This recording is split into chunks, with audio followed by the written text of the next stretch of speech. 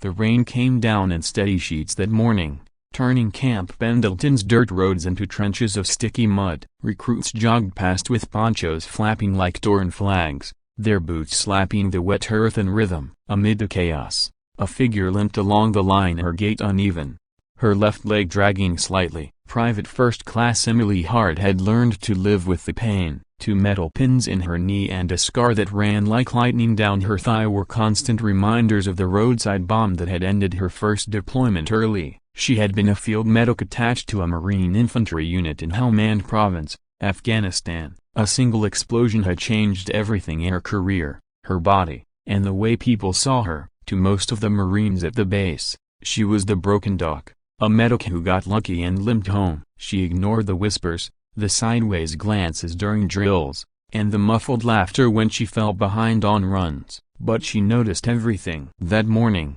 as she carried her medical pack through the rain toward the training field, 3 Marines from Charlie Company lounged under a tent nearby. They watched her limp past. "Hey, Hart," one of them called. "You planning to save lives or just trip over your own foot again?" Laughter rippled through the group. Emily paused, adjusted her pack, and kept walking. The weight of their mockery pressed harder than the soaked gear on her shoulders. "Guess the Corps runs on spare parts now," another voice added. Her jaw tightened. She didn't turn. She'd learned long ago that silence was stronger than any comeback, at least until it wasn't. The general was due to visit that day. Rumors had spread across the base for weeks. A decorated officer, combat-tested, known for his brutal honesty and zero tolerance for weakness. Major General Robert Kane, a man who'd commanded Marine units in both Iraq and Afghanistan, now touring stateside bases to evaluate readiness.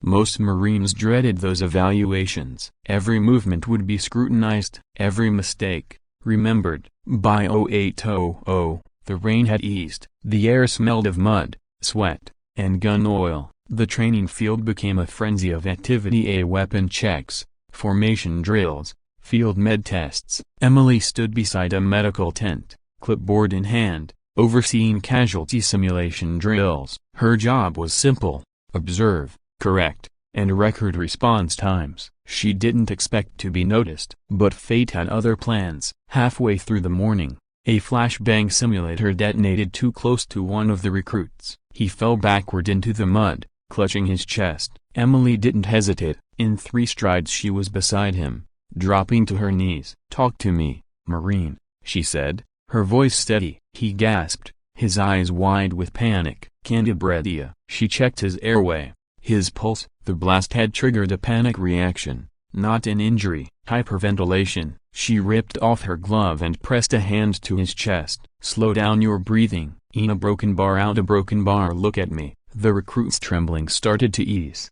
She stayed there until his breathing steadied. Behind her, boots crunched in the mud. She didn't need to look to know who it was. "Private Hart," a deep voice said. "Stand." She rose to attention, mud clinging to her knees. General Kane towered before her, his gray eyes sharp beneath his cap.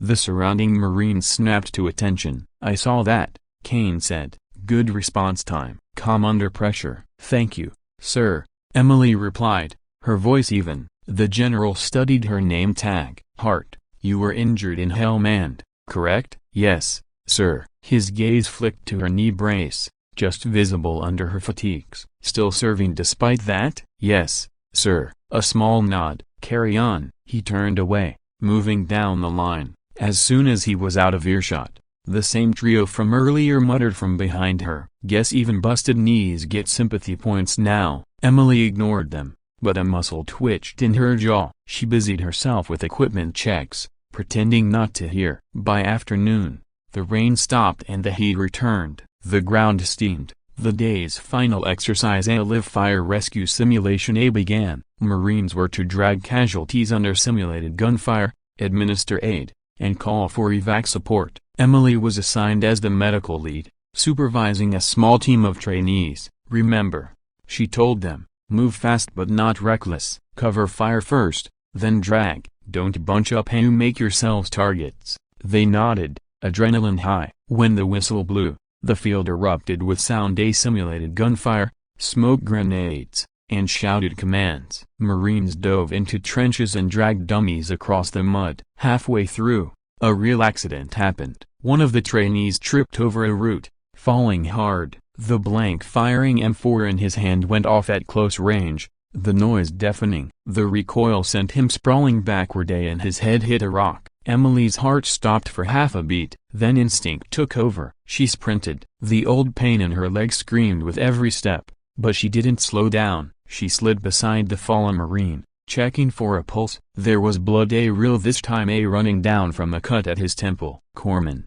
someone shouted, but Emily was already there. She tore open her medkit, pressed gauze against the wound, checked his breathing. He was conscious but dazed. "Stay with me," she said. "You're okay. Don't move your head." The sound of boots approached. The trio from earlier arrived, hesitating just a few feet away. "What happened?"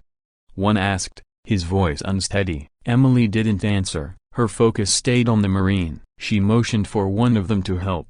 "Hold pressure here. Don't lift your hand until I say." He hesitated, then obeyed. Minutes passed. A stretcher arrived. Emily guided the team through stabilization and transfer, every command precise. When they finally lifted the wounded Marine toward the med tent, Emily's uniform was streaked with blood and dirt. Her knee throbbed so badly she could barely stand. General Kane arrived again, this time flanked by 2 senior officers. He scanned the scene at a smoke, the confusion, the wounded Marine being carried off. His eyes landed on Emily. "Report," he demanded. Emily straightened, her chest heaving. "Training accident, sir. Head trauma. Vital signs stable. Evac en route." The general studied her face for a long moment. Then he said quietly, "You took command fast." "Impressive." One of the mocking Marines spoke up, nervously. "Sir, if I may ask, she's got a broken bar, prior injuries. Sometimes slows down,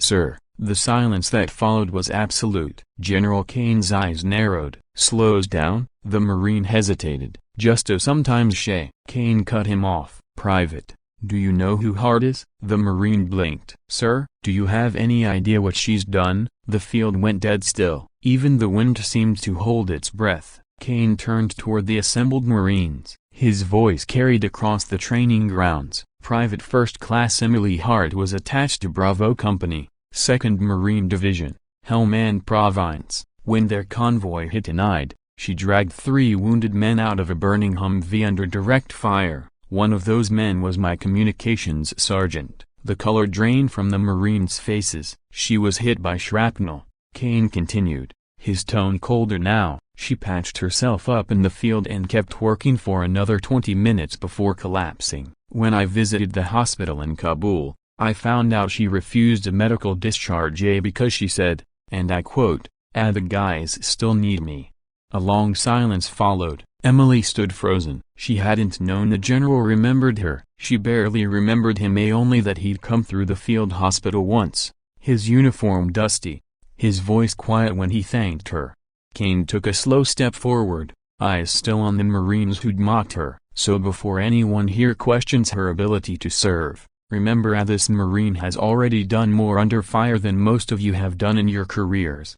No one spoke. The trio looked like they wanted to disappear into the mud. Kane's tone softened just slightly as he turned back to Emily.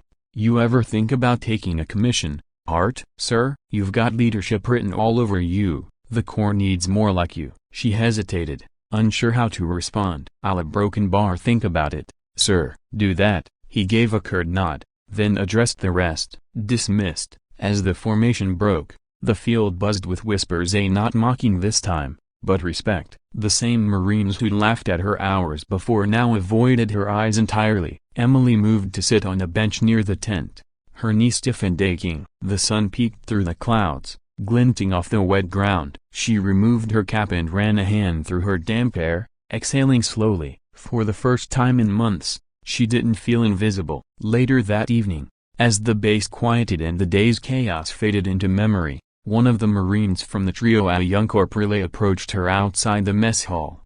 "Private Hart," he said awkwardly.